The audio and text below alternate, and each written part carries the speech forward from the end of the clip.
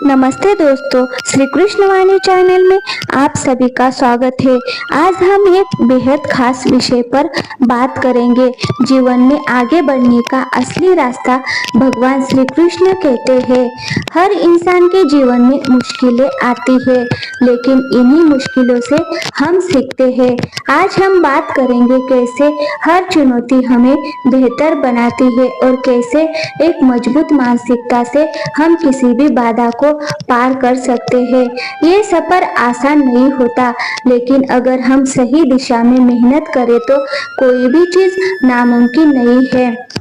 Video का उद्देश्य है कि आपको प्रेरित करना कि कैसे एक सामान्य व्यक्ति भी अपने जीवन को असाधारण बना सकता है। कई बार ऐसा लगता है कि हम अपने जीवन में फंस गए हैं और कोई रास्ता नहीं दिख रहा है। दिशा में मुश्किल और असफलताएं नजर आती है, लेकिन क्या आपने कभी सोचा है ये मुश्किलें हमें मजबूत बना रही है? जीवन की सबसे बड़ी सच्चाई ये है कि असफलताएं ही असली शिक्षक होती है। महान लोग भी असफल हुए हैं, लेकिन उन्होंने हार नहीं मानी। उन्होंने चुनौतियों को अपने जीवन का हिस्सा माना और उनसे सीखा। धैर्य जीवन का सबसे महत्वपूर्ण गुण है।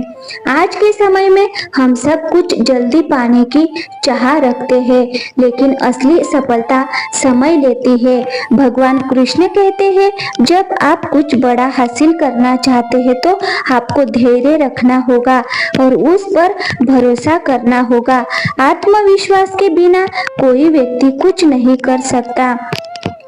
धैर्य रखने का मतलब ये नहीं कि आप बस इंतजार करें, बल्कि ये है कि आप लगातार सही दिशा में मेहनत करते रहे।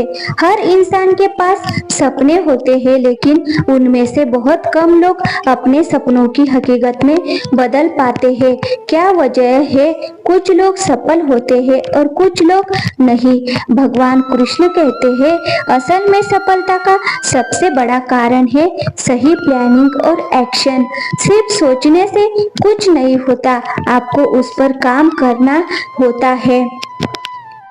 आपका सपना कितना बड़ा है इससे फर्क नहीं पड़ता। अगर आप छोटे छोटे कदम उठाते हैं तो धीरे धीरे आप अपने लक्ष्य के करीब पहुंचते जाते हैं।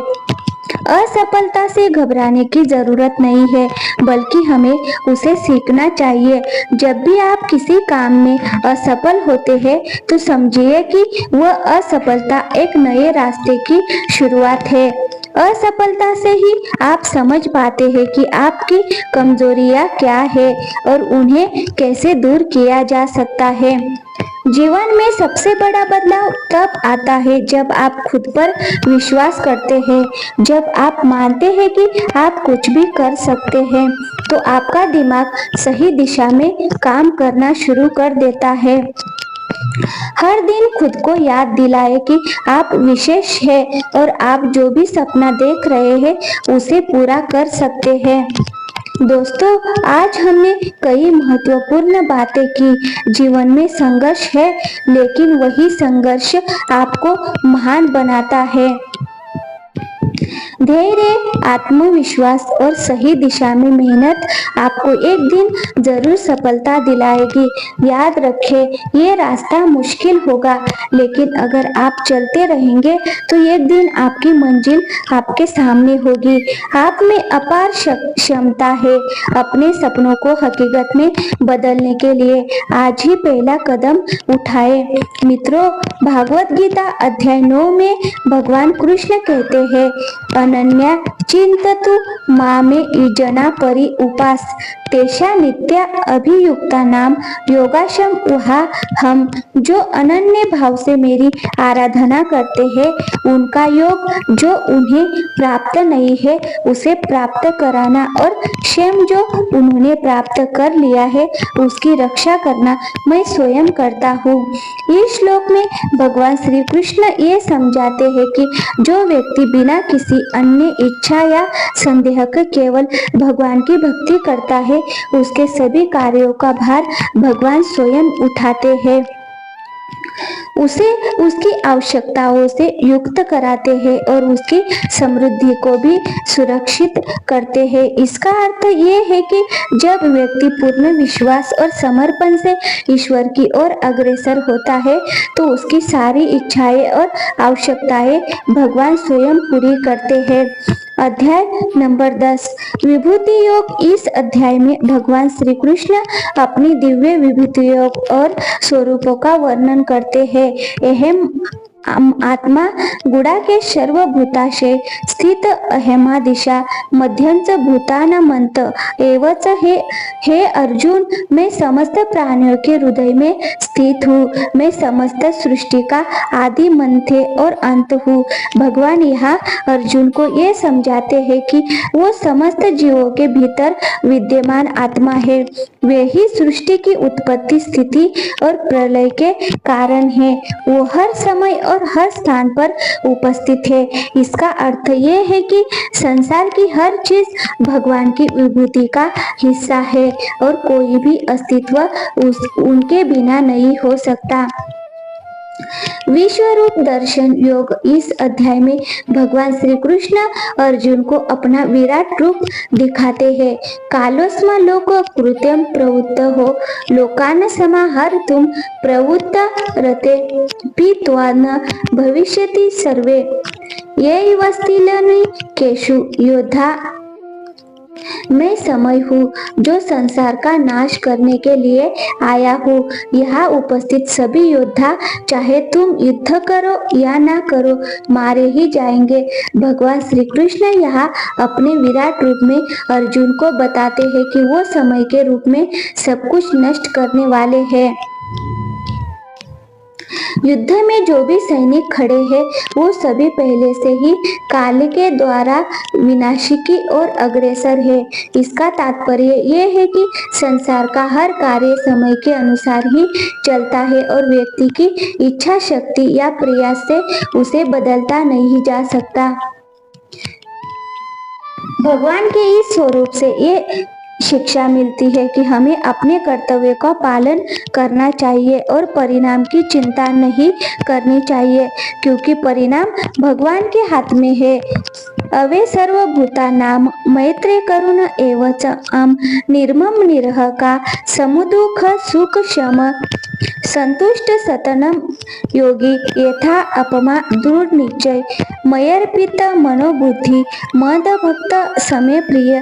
अर्थात जो व्यक्ति सभी जीवों से द्वेष नहीं करता, सभी का मित्र और करुणान है, जो निरंकारी संभव से दुख सुख को सहने वाला और क्षमाशील है, जो सदैव संतुष्ट और आत्मसंयमी है और जिसकी बुद्धि व मन मुझ में स्थिर है, वह भक्त मुझे अत्यंत प्रिय है। भगवान श्री कृष्ण यहाँ उन गुणों का वर्णन करते हैं जो उनके प्रिय भक्तों में होते हैं। सच्चा भक्त वो है जो सभी जीवों से प्रेम करता है और किसी के प्रति द्वेष नहीं रखता। वह शांति और संतोष से जीता है, अपने अहंकार को त्यागता है और हर परिस्थिति में भगवान पर अपनी आस्था बनाए रखता है। जो व्यक्ति अपनी बुद्धि और मन को भगवान के प्रति समर्पित करता है, उसे सच्ची भक्ति की प्राप्ति होती है। तुल्य निंदा स्तुति मौनी संतुष्ट येन केन चित्तपकी अनिकेत स्थिर मति भक्ति मान में प्रियो नर बराबर लगती है। जो मौन रहता है, जो किसी भी स्थिति में संतुष्ट रहता है, जिसका कोई स्थायी निवास नहीं है और जिसकी बुद्धि स्थिर है, ऐसा भक्त मुझे प्रिय है। इस श्लोक में भगवान बताते हैं कि सच्चा भक्त वो है जो निंदा या प्रशंसा से प्रभावित नहीं होता। वह अपने भीतर मौन और संतोष को बनाए रखता है, उसकी स्थिर होती है और वह दुनिया की माया में उलझे बिना भगवान से समर्पित रहता है। उसकी साधना उसे बाहरी संसार के प्रभावों से मुक्त कर देती है। भगवान के प्रति उसकी निष्ठा अडिग होती है और ऐसे भक्त भगवान के प्रिय होते हैं। इदम शरीर कोते शत्रमित्ते वियत तद वेति तम प्राशत्रज्ञ इति तद विद्धा ओ हे अर्जुन, ये शरीर क्षत्र कहलाता है और जो इस शरीर को जानता है उसे क्षत्रज्ञ कहा जाता है। भगवान श्री कृष्ण यह अर्जुन को बताते हैं कि हमारा शरीर क्षत्र है, यानी कर्म भूमि या मैदान जहाँ कर्म किए जाते हैं। क्षत्रज्ञ वह है जो इस क्षेत्र को जानता है, अर्थात आत्मा को शरीर से अलग समझना ही ज्ञान है। ये श्लोक ये बताता है कि हमारा शरीर एक साधन मात्र है और आत्मा ही सच्चा जानकार है जो शरीर में विद्यमान है। सममम सर्वेषु भूतेषु तिष्ठ परमेश्वरम विनसत स्वयं विनसंत याय पच्छति स्पच्छति। जो व्यक्ति सभी प्राणियों में एक समान रूप से स्थित अविनाशी परमेश्वर को देखता है वही सही दृष्टि वाला है। इस श्लोक में भगवान श्री कृष्ण ये समझा रहे हैं कि जो व्यक्ति हर जीव में एक ही परमात्मा को देखता है वही सच्चा ज्ञानी है। संसार में शरीर और रूप बदलते रहते हैं, लेकिन आत्मा और परमात्मा अविनाशी होती है। जो व्यक्ति इस सत्य को समझ लेता है उसे सच्चे ज्ञान की प्राप्ति होती है। यही ज्ञान हमें संभव और सबके प्रति समान दृष्टि रखने की प्रेरणा। अध्याय में भगवान श्री कृष्ण के 3 प्रमुख गुणों को सत्व, रजस और तमस की प्रकृति और उनके प्रभावों का वर्णन करते हैं। सत्वम रजतम इति गुणा प्रकृति संभवा निबंध महाबाहो देहि नम वयम। हे महाबाहु अर्जुन, सत्व, रजस और तमस ये 3 गुण प्रकृति से उत्पन्न होते हैं और ये अविनाश आत्मा को शरीर में बांधते हैं। भगवान श्री कृष्ण बताते हैं कि सत्व, रजस और तमस ये 3 गुण संसार की प्रकृति में होते हैं। ये गुण आत्मा को भौतिक शरीर और संसार से बांधते हैं। सत्व शांति और ज्ञान का प्रतीक है, रजस क्रियाशीलता और इच्छा का और तमस आलस्य और अज्ञानता का प्रतीक है। इन गुणों के प्रभाव में आत्मा संसार में भटकती रहती है। रजसत्वम तम इति गुणा प्रतिस्पर्धी रस्तम सत्वम भवति भारत। सत्व, रजस और तमस ये गुण परस्पर संघर्ष करते हैं। जब सत्व गुण रजस और तमस पर हावी हो जाता है तब ज्ञान और शांति प्रकट होती है। ये श्लोक ये समझाता है कि तीनों गुण हमेशा एक दूसरे पर प्रभाव डालते रहते हैं। जब सत्व गुण बलवान होता है तो व्यक्ति में शांति, ज्ञान और सद्गुण उत्पन्न होते हैं। ये अवस्था तब होती है जब व्यक्ति ध्यान, भक्ति और आत्मनियंत्रण के मार्ग पर होता है। सत्व के प्रभाव से जीवन में संतुलन और सुख की प्राप्ति होती है। माच योग्य विचारे भक्ति योगेन सेवत गुण समति तान ब्रह्म भूया। जो व्यक्ति अविचल भक्ति से मेरी सेवा करता है वह इन तीनों गुणों को पार कर जाता है और ब्रह्म को प्राप्त होता है। भगवान यहाँ कहते हैं कि जो व्यक्ति बिना विचलित हुए पूर्ण निष्ठा और समर्पण से उनकी भक्ति करता है वह सत्व, रजस और तमस इन तीनों गुणों के बंधन से मुक्त हो जाता है। ऐसे व्यक्ति को ब्रह्मा यानी मोक्ष या परमात्मा की प्राप्ति होती है। ये श्लोक ये सिखाता है कि भक्ति योग का अभ्यास हमें संसार के बंधनों से मुक्त कर सकता है। इस अध्याय में भगवान श्री कृष्ण संसार के वृक्ष रूपी संसार और परम पुरुष की महिमा का वर्णन करते हैं। उधर्व मूल मद शाक मसोम प्राहर वेय दिन 6 से यस्ते परना यस्त वेद स वेदवित। ये संसार अश्वत्थ वृक्ष के समान है जिसकी जड़ें ऊपर और शाखाएं नीचे फैली हुई है। इसके पत्ते वेदों के मंत्र है और जो इस वृक्ष के वास्तविक स्वरूप को जानता है वही वेदज है। भगवान यहाँ संसार की तुलना एक उल्टे पीपल के वृक्ष से करते हैं जिसकी जड़ें ऊपर की ओर है अर्थात परमात्मा में स्थित है और शाखाएं नीचे की ओर फैली है, जो संसार के कर्मों और इच्छाओं को दर्शाती है। जो इस वृक्ष के वास्तविक रूप को समझ लेता है वही सच्चे ज्ञान को प्राप्त करता है। इस श्लोक का उद्देश्य ये बताना है कि संसार अस्थायी है और उसकी इस अध्याय में भगवान श्री कृष्ण तीन प्रमुख गुणों का सत्व, रजस और तमस की प्रकृति और उनकी प्रभावों का वर्णन करते हैं। सत्वम रजतम इति गुणा प्रकृति संभवा निभत महाभावो देहे देहि नम वयम। हे महाभाव अर्जुन, सत्व, रजस और तमस ये तीन गुण प्रकृति से उत्पन्न होते हैं और ये अविनाशी आत्मा को शरीर में बांधते हैं। भगवान श्री कृष्ण बताते हैं कि सत्व, रजस और तमस ये तीन गुण संसार की प्रकृति में होते हैं। ये गुण आत्मा को भौतिक शरीर और संसार से बांधते हैं। सत्व शांति और ज्ञान का प्रतीक है, रजस क्रियाशीलता और इच्छा का और तमस आलस्य और अज्ञानता का प्रतीक है। इन गुणों के प्रभाव में आत्मा संसार में भटकती रहती है। रज सत्व तम इति गुणा प्रतिस्पर्धी रजत मचा बभू सत्वम भवति भारत। सत्व, रजस और तमस ये गुण परस्पर संघर्ष करते हैं। जब सत्व गुण रजस और तमस पर हावी हो जाता है तब ज्ञान और शांति प्रकट होती है। ये श्लोक ये समझाता है कि तीनों गुण हमेशा एक दूसरे पर प्रभाव डालते रहते हैं।